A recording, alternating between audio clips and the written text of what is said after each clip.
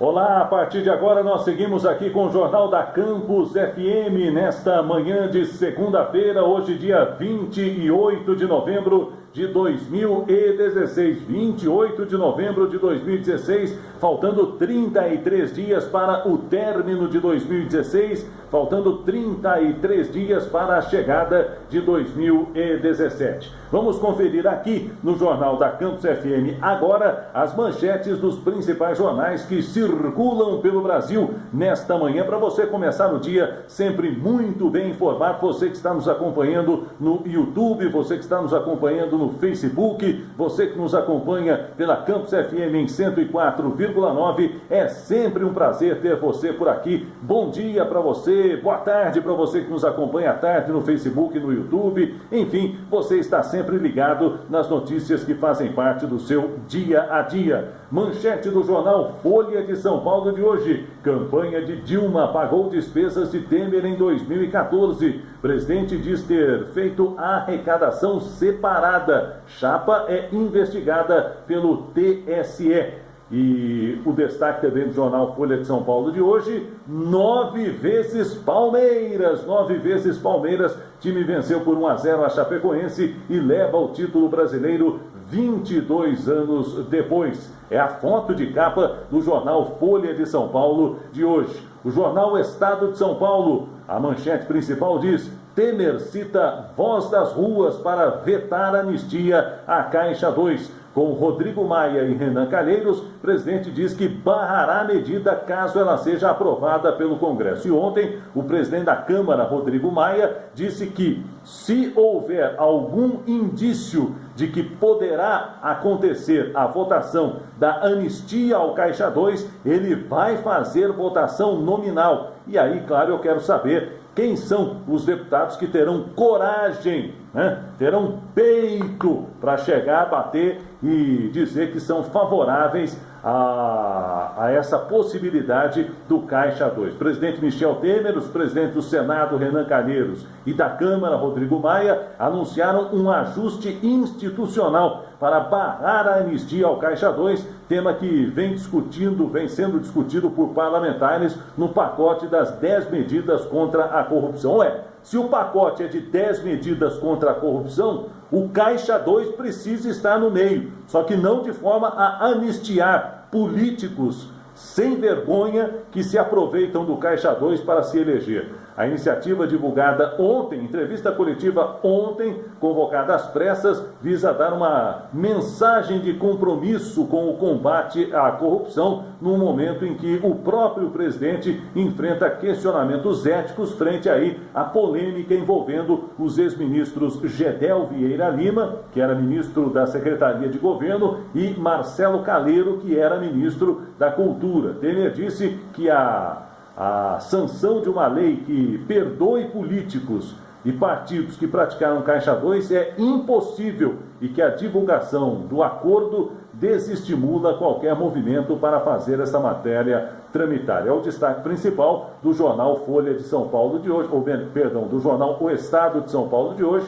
que traz na sua edição de esportes no topo, 22 anos depois, com a vitória diante da Chapecoense 1-0 e com 40 mil torcedores presentes na belíssima Allianz Arena, o Palmeiras ergue a taça de campeão brasileiro pela 9ª vez.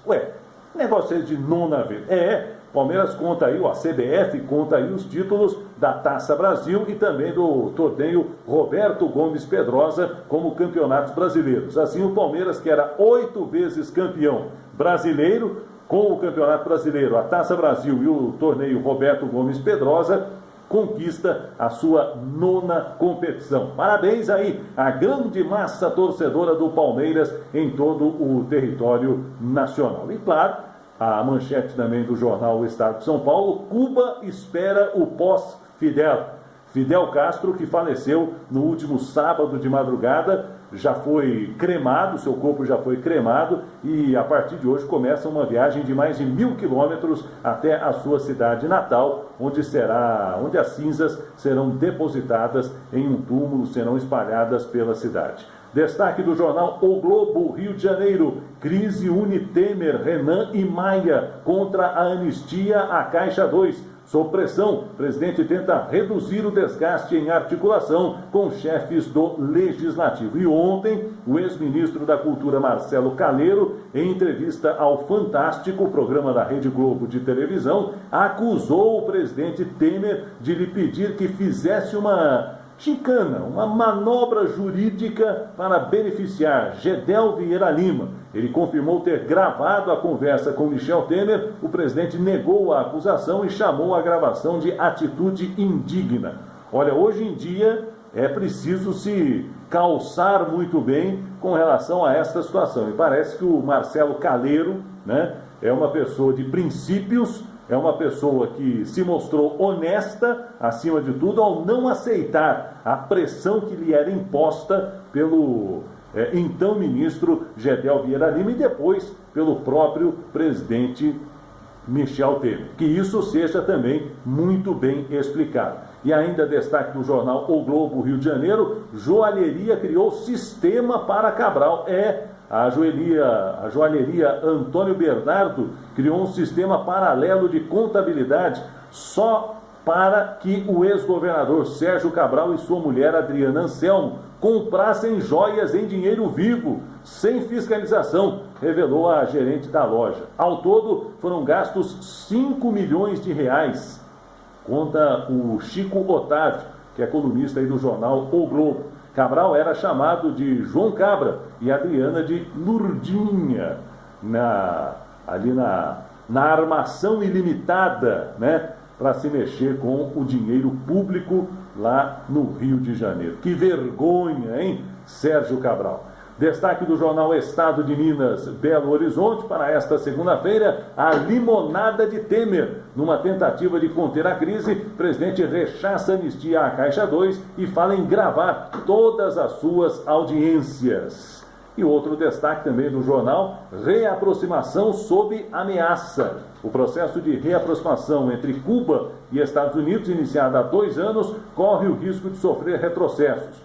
2 dias depois da morte do ditador Fidel Castro, o futuro chefe de gabinete do presidente eleito Donald Trump e do Comitê Nacional Republicano, o Reince Priebus, afirmou que o acordo entre os 2 países beneficia apenas Cuba e será preciso que o governo de Raul Castro faça movimentos na direção certa. Ele citou, por exemplo, a necessidade de abertura do mercado e também a liberdade de religião na ilha. Olha, essa coisa aí do Donald Trump querer complicar a situação de Cuba, desse embargo que estaria terminando com Cuba, pode complicar e muito a situação envolvendo a política internacional em tempos modernos, né? A gente que esperava aí uma melhora nesta política internacional.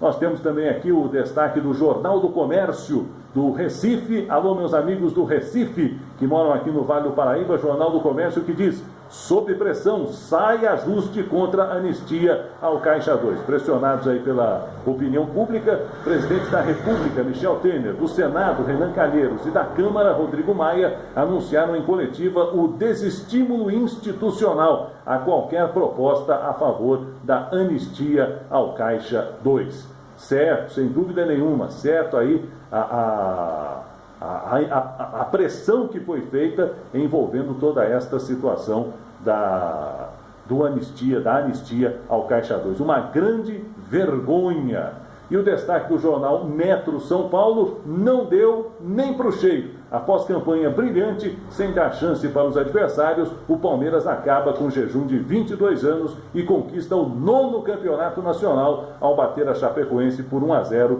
no Allianz Parque. Parabéns à Sociedade Esportiva Palmeiras, campeão brasileiro de 2016, a Sociedade Esportiva Palmeiras, que leva aí o seu 9º título brasileiro. E na Fórmula 1, para a gente não esquecer, numa corrida emocionante em Abu Dhabi, deu Rosberg. Ele conseguiu se manter em segundo, mesmo com a tática de Lewis Hamilton, que queria de qualquer jeito colocar 2 carros entre ele, Hamilton, e o Rosberg, para que ele, Hamilton, fosse campeão do mundo, mas o Rosberg foi valente e conquistou aí o direito de ser campeão mundial de Fórmula 1 pela primeira vez. Parabéns a Nico Rosberg, filho do ex-campeão mundial Keke Rosberg, que foi campeão mundial em 1982, ainda nos tempos de Nelson Piquet, disputando títulos ali com Nelson Piquet, que foi campeão de 1981. Nelson Piquet, que sem dúvida nenhuma foi um grande piloto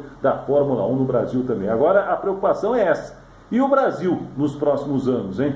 Como será aí o Brasil na Fórmula 1 nos próximos anos? Felipe Massa se despediu da categoria, de repente pode até voltar daqui um ano, 2 anos, como fez aí o finlandês que disputa aí pela Ferrari, né, o Kimi Raikkonen, como fez o próprio Niki Lauda, que voltou depois de alguns anos, Alan Prost, né? Fica aí aquela lacuna, aliás, uma lacuna que já dura desde 1994, quando Ayrton Senna morreu.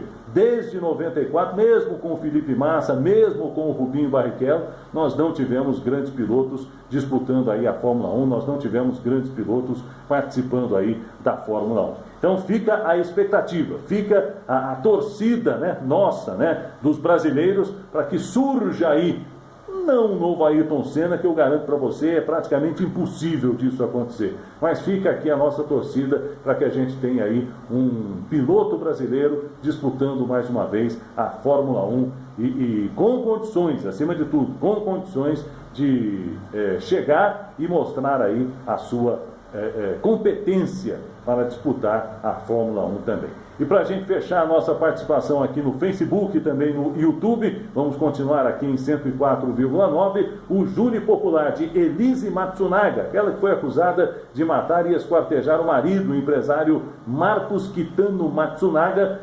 começou nesta segunda-feira, dia 28, em São Paulo, 4 anos após o crime, segundo a assessoria do Tribunal de Justiça. O julgamento está previsto para começar às 9h30 da manhã, no Fórum da Barra Funda. Elise Matsunaga é ré no processo no qual responde presa pela acusação de homicídio doloso triplamente qualificado, destruição e ocultação de cadáver. Ela confessou que atirou na cabeça da vítima com uma arma e depois a esquartejou em 7 partes em 19 de maio de 2012.